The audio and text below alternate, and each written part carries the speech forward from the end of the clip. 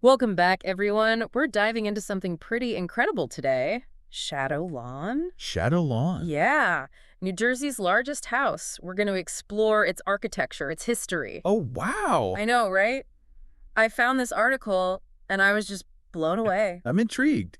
What makes a house more than just, a building? That's exactly what we're going to find out. How do those architectural choices reflect history, culture, all that good stuff? I think we're going to uncover some fascinating stories.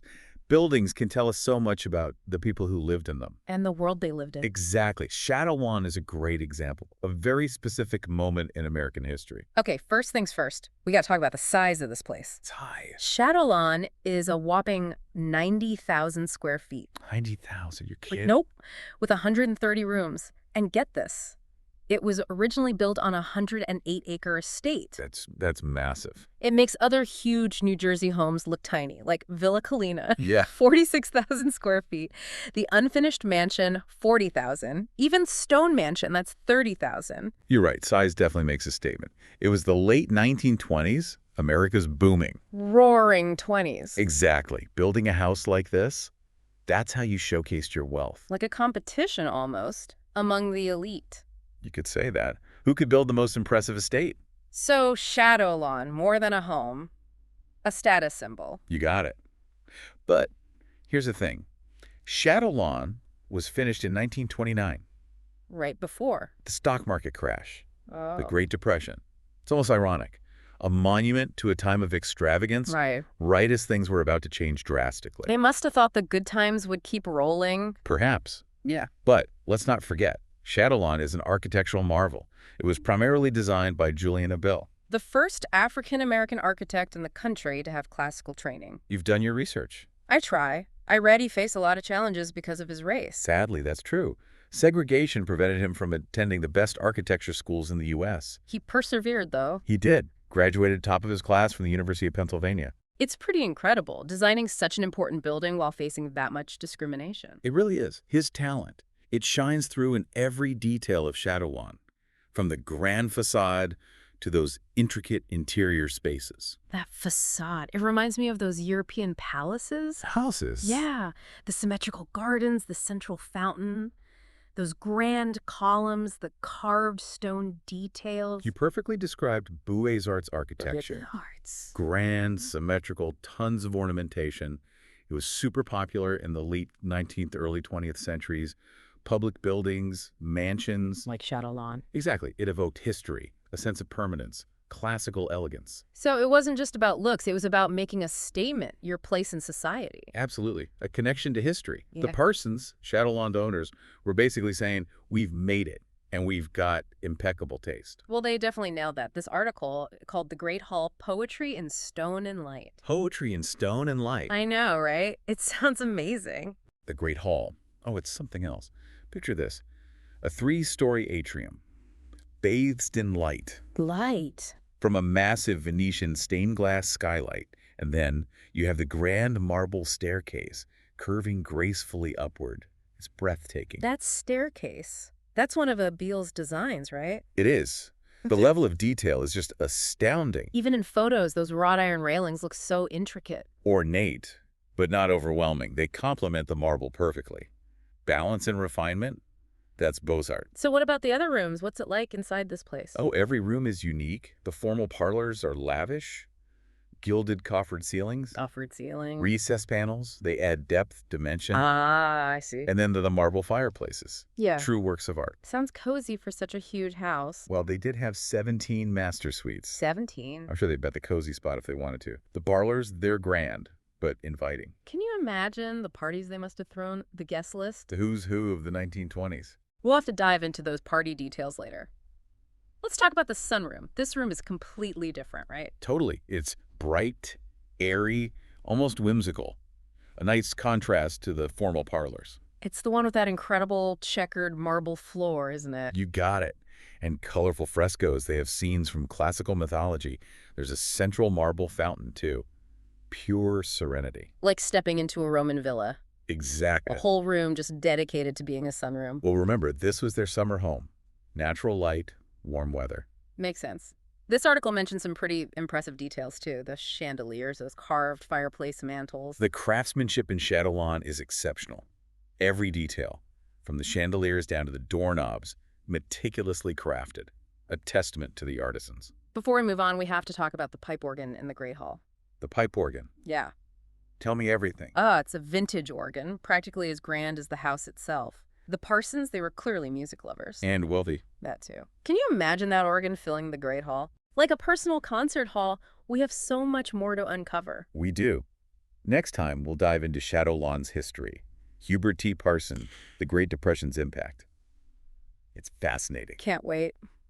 Welcome back to our deep dive into Chateau Lawn. Last time, that size, that opulence, it was really something. It's true. Chateau Lawn, it's more than just a beautiful building. It's like a time capsule.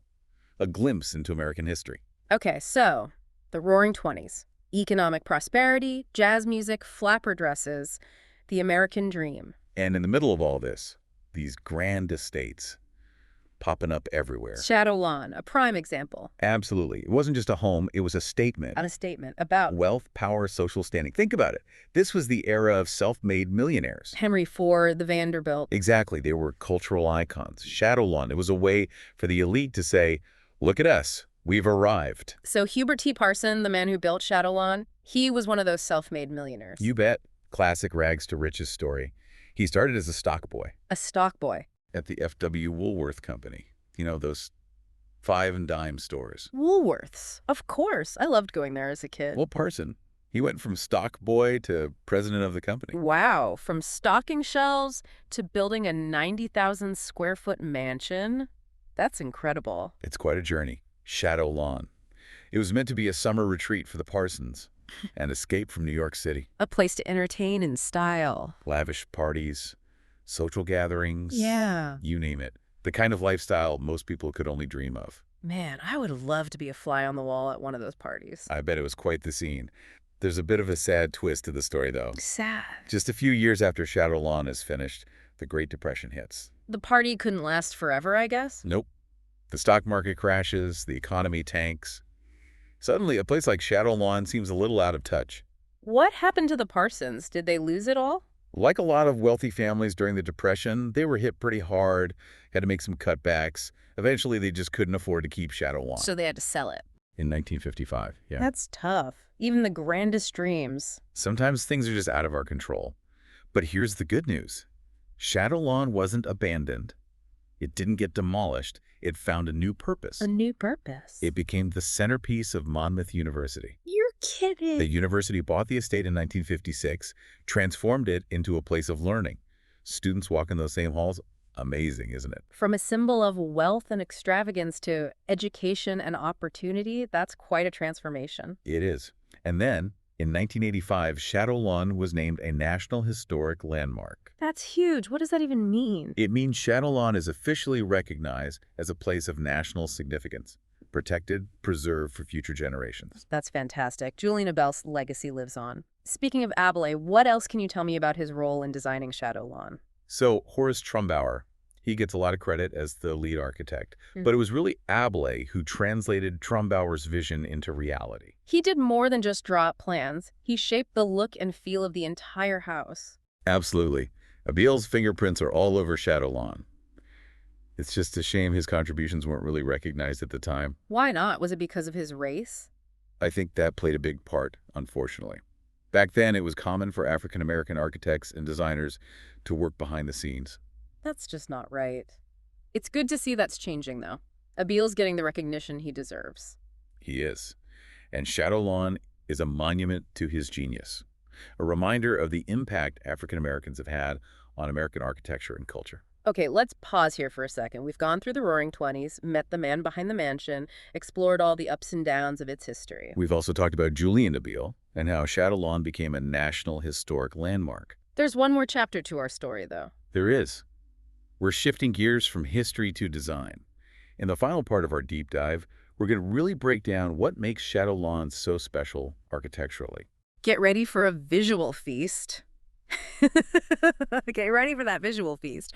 We're closing out our Chateau Lawn deep dive by taking a look at the architecture room by room. Sounds good. We've covered its size, its history, but now The artistry, those design choices, that's what makes this mansion a true masterpiece. You know what I find fascinating about Shadowlawn? What's that?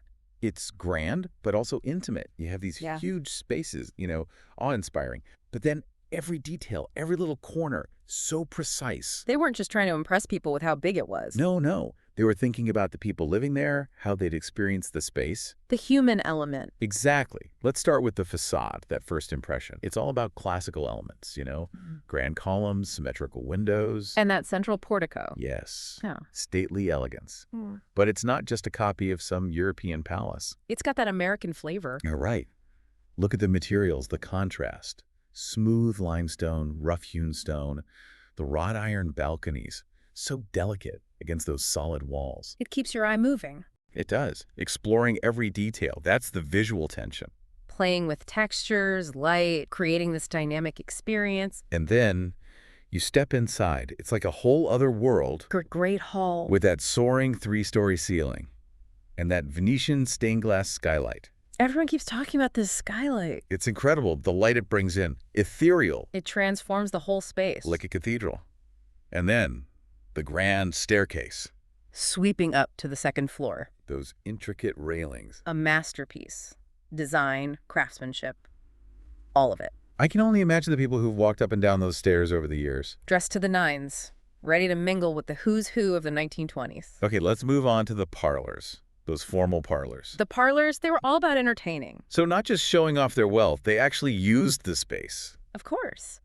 Gilded coffered ceilings, marble fireplaces, rich fabrics. Opulence, but also warmth. Inviting. Each parlor, though, each has its own character. You've got the smaller sitting room, the cozy fireplace. For more intimate gatherings. And then the grand salon. Perfect for those big parties. I really thought of everything. And then, for something completely different, the sunroom. Oh, the sunroom. That checkered marble floor, you remember? Hard to forget. The frescoes, those scenes from mythology. It's playful. There's even a central marble fountain. Mm. So peaceful. It's like you're in a Roman villa, right here in New Jersey. The details, though. Throughout the whole mansion, amazing. The chandeliers, the fireplace mantels, those parquet floors. Every surface is a work of art. No expense spared. And the bathrooms. Don't even get me started on the bathrooms. What about them? Italian marble, gold accents. They're like little spas. Luxury everywhere you look, even in the private spaces. Shadowlawn is a testament to those architects and artisans. Their skill, their passion. Architecture, it's not just bricks and mortar. It's a story. And Shadowlawn's story. Ambition, artistry, the power of design. Yeah. It's all there. We've reached the end of our deep dive, folks. But before we go, I want you to imagine this. You can step back in time. Experience Shadowlawn in its prime. What room do you choose? The Great Hall. A cozy parlor.